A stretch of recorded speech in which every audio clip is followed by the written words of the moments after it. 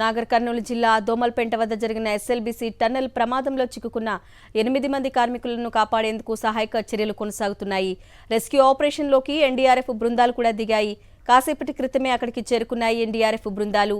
Tunnel పైకప్పు కూలిన సమయంలో 50 మంది కార్మికులు అందులో చిక్కుకున్నారు. వారిలో 42 మందిని సురక్షితంగా బయటకు తీసుకొచ్చారు సహాయక సిబ్బంది. మరో 8 మంది ఆచూకీ కోసం టన్నెల్లో గాలింపు కొనసాగుతోంది. టన్నెల్ ప్రమాదం నుంచి త్రుటిలో తప్పించుకున్న కార్మికులు తమ కళ్లెదుట జరిగిన ప్రమాదాన్ని వివరించారు. ఊహించని విధంగా ప్రమాదం జరిగిందని, క్షణాల్లో తాము తప్పించుకుని బయటపడ్డామని వారు తెలిపారు. నాగర్ కర్నూలు జిల్లా దోమల్పేంట సమీపంలో ఎస్ఎల్బీసీ టన్నెల్లో జరిగిన ప్రమాదంపై ముఖ్యమంత్రి రేవంత్ రెడ్డి ఎప్పటికప్పుడు పరిస్థితిని సమీక్షిస్తున్నారు. సొరంగంలో 8 మంది చిక్కుకున్నారని, వారిని కాపాడేందుకు అవసరమైన సహాయక చర్యలు వేగవంతం చేయాలని అధికారులకు ఆదేశించారు. ముఖ్యమంత్రి ఆదేశాలతో మంత్రులు Uttam Kumar Reddy, Jupally Krishna Rao, DIG, IG, irrigation ఉన్నతాధికారులు హుటాహుటిన ప్రమాద స్థలానికి చేరుకున్నారు. జిల్లా కలెక్టర్, ఎస్పీతో పాటు అధికారులు అక్కడే ఉండి సహాయక చర్యలను పర్యవేక్షిస్తున్నారు. ఈ ప్రమాదంలో గాయపడ్డ వారందరికీ మెరుగైన వైద్య సాయం అందించాలని సీఎం ఆదేశించారు. బాధిత కుటుంబాలకు ప్రభుత్వం అండగా ఉంటుందని ముఖ్యమంత్రి భరోసా ఇచ్చారు. ఎస్డీఆర్ఎఫ్, ఎన్డీఆర్ఎఫ్ బృందాలు కాసేపట్లో ప్రమాద స్థలికి చేరుకోనున్నాయి.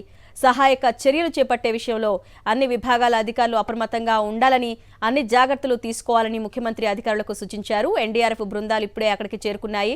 ఎప్పటికప్పుడు అక్కడి పరిస్థితిని తెలియజేయాలని సీఎం ఆదేశించారు. నాగర్ కర్నూలు జిల్లా దోమల్పేంట దగ్గర జరిగిన ఎస్ఎల్బీసీ టన్నెల్ ప్రమాదంలో ఇంకా 8 మంది చిక్కుకున్నారని, వారిని రక్షించేందుకు అన్ని ప్రయత్నాలు చేస్తున్నామని చెప్పారు మంత్రి ఉత్తమ్ కుమార్ రెడ్డి. ఎన్డీఆర్ఎఫ్ సిబ్బంది కూడా అక్కడికి చేరుకున్నారు. ఇండియన్ ఆర్మీతో కూడా మాట్లాడామని చెప్పారు ఉత్తమ్. టన్నెల్ బోరింగ్ మిషన్ పని మొదలుపెట్టిన తర్వాత ప్రకంపనలు మొదలైనట్లు తెలుస్తోందన్నారు. అలాగే ప్రమాదం కారణంగా టన్నెల్ పూర్తిగా బ్లాక్ అయినట్లు కనిపిస్తోందన్నారు. టన్నెల్లో చిక్కుకున్న వారిలో 2 అమెరికా కంపెనీ ఇంజనీర్లు, 6 జయప్రకాష్ అసోసియేట్స్ ఉద్యోగులు ఉన్నారని తెలిపారు మంత్రి ఉత్తమ్. ప్రాణాలను రక్షించడానికి సర్వశక్తులు వడ్డిస్తున్నాము. భారతదేశంలో ఈ టనల్స్ విషయంలో మొన్న ఈ మధ్య ఉత్తరాఖండ్ సంఘటన జరిగితే అక్కడ ఎవరైతే ఆ టనల్లో మనుషులను రెస్క్యూ చేయడానికి ఎక్స్పర్ట్స్ ఉన్నారో వారితో కూడా మాట్లాడడం జరిగింది. చీఫ్ సెక్రటరీ గారు కూడా మాట్లాడారు. మరి అదేవిధంగా రాష్ట్ర ప్రభుత్వం నుంచి మరి అధికారులు అందరూ కూడా ఇక్కడ ఉన్నారు. we have requisitioned for support and cooperation of Indian Army for rescue efforts. వాళ్ళు కూడా రాత్రి వరకు భారత సైన్యం నుంచి కూడా ఈ విషయంలో ఈ టనల్స్ కూడా వచ్చి ముందు యొక్క విషయంలో మరి మాకు మద్దతుగా ఉంటారని చెప్పి. నాగర్ కర్నూలు జిల్లా దోమలపెంట వద్ద జరిగిన ఎస్ఎల్బీసీ టన్నెల్ ప్రమాదంలో చిక్కుకున్న కార్మికులను కాపాడేందుకు సహాయ చర్యలు ముమ్మరం చేశారు. రెస్క్యూ ఆపరేషన్లోకి ఎన్డీఆర్ఎఫ్ బృందాలు కూడా దిగాయి. కాసేపటి క్రితమే అక్కడికి చేరుకున్న ఎన్డీఆర్ఎఫ్ బృందాలు టన్నెల్ పైకప్పు కూలిన సమయంలో 50 మంది కార్మికులు అందులో చిక్కుకున్నారు. వారిలో 42 మందిని సురక్షితంగా బయటకు తీసుకొచ్చారు సహాయక సిబ్బంది. మరో 8 మంది ఆచూకీ కోసం టన్నెల్లో గాలింపు కొనసాగుతోంది. ఎన్డీఆర్ఎఫ్ బృందాలు అక్కడికి చేరుకున్నాయి. టన్నెల్లో చిక్కుకున్న వారి కోసం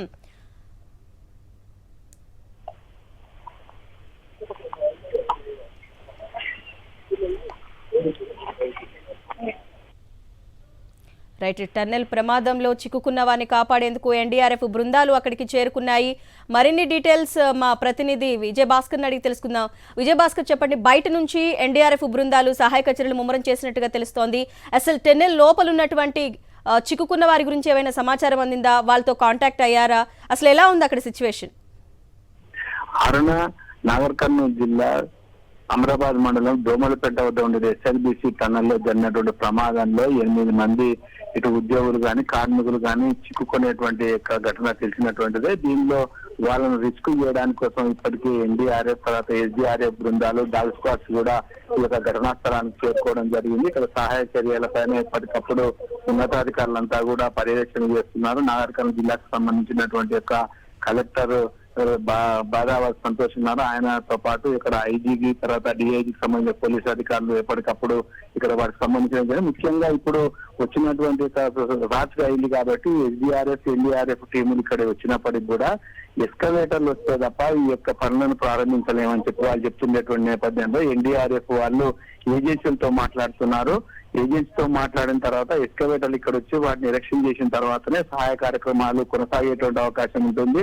ఈ యొక్క టన్నల్లో 14 కిలోమీటర్ల వద్ద జరిగినటువంటి ఘటన కాబట్టి ఎప్పటికే నీళ్లు రావడం, ఆ తర్వాత మట్టి కూలిపోయినటువంటి నేపథ్యంలో ఆ యొక్క 8 మంది అనేటువంటిది వాళ్ళు ఎట్లా ఉన్నారనేటువంటి విషయం పక్కన పెడితే అక్కడ ఉండేటువంటి ఆ యొక్క మట్టిని కానీ అక్కడ ఉండేటువంటి ఆ యొక్క నీటిని అంతా తోడేసిన తర్వాతనే వారిని ఎక్కడం అనేటువంటి పని ప్రారంభమవుతుంది. కాబట్టి ప్రస్తుతానికి చీకటైనటువంటి పరిస్థితి, దాదాపు టన్నల్లో కూడా కొంత కరెంటు సమస్య కూడా ఉత్పన్నమయ్యేటువంటి అవకాశం ఉంది. కాబట్టి ఎస్కవేటర్లు వచ్చిన తర్వాత ఎన్డీఆర్ఎఫ్ సంబంధించినటువంటి ఒక నిర్దిష్టమైనటువంటి ఒక సూచన మేరకు వాళ్ళు లోపలికి పోయేటువంటి అవకాశం ఉంది. ఈ లోపలిని అర్ధరాత్రి తర్వాత ఇండియన్ ఆర్మీకి సంబంధించినటువంటి వారి రెస్క్యూ టీం కూడా వచ్చేటువంటి అవకాశం ఉందని ఇంతకుముందు కలెక్టర్ కూడా చెప్పడం జరిగింది.